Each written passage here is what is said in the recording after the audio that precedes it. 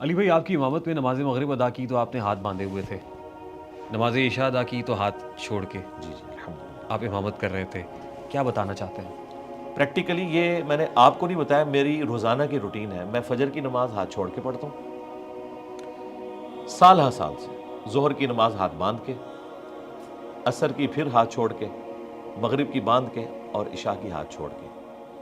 میں دونوں سنتوں پر عمل کرتا ہوں۔ نبی صلی اللہ علیہ وآلہ وسلم سے ہاتھ باندھ کے نماز پڑھنا بھی ثابت ہے، ہاتھ چھوڑ کر بھی۔ اہل سنت کے ہاں، اہل تشیع تو صرف ایک طریقے پہ ایمفیسائز کرتے ہیں، ہاتھ چھوڑنے پر، اگرچہ جو ان کے ماڈریٹ علماء ہیں وہ کہتے ہیں کہ ہاتھ باندھنے بھی جائز ہیں، اور پرانے علماء نے فتوے دیے کہ ہاتھ باندھنے سے نماز فاسد ہو جاتی ہے۔ لیکن اس وقت جو خامنائی صاحب ہیں، مفتی اعظم ایران، ان کا باقاعدہ ریٹن میں فتویٰ ہے کہ اگر سعودی حکومت اہل تشیع کو یہ پابند کرے کہ آپ ہاتھ باندھ کے نماز پڑھیں، تو ہمارے شیعہ وہاں ہاتھ باندھ کے امام کعبہ کے پیچھے نماز پڑھیں، الگ سے نماز نہ پڑھیں، امت کی جمعیت کو نہ توڑیں۔ تو اب وہ بھی یہ مانتے ہیں کہ ہاتھ باندھ کر نماز پڑھنے سے نماز فاسد نہیں ہوگی۔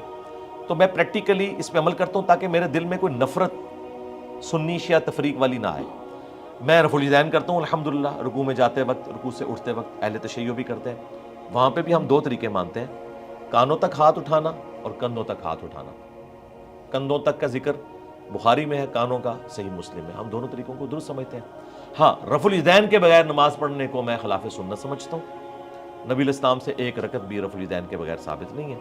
شیعہ اور سنی دونوں کی بکس اس پہ یونانیمسلی ایگریڈ ہیں کہ رفع الیدین کرنا نبی الاسلام کی ایک متواتر اور دائمی سنت ہے، رکوع میں جاتے وقت اور رکوع سے اٹھتے وقت۔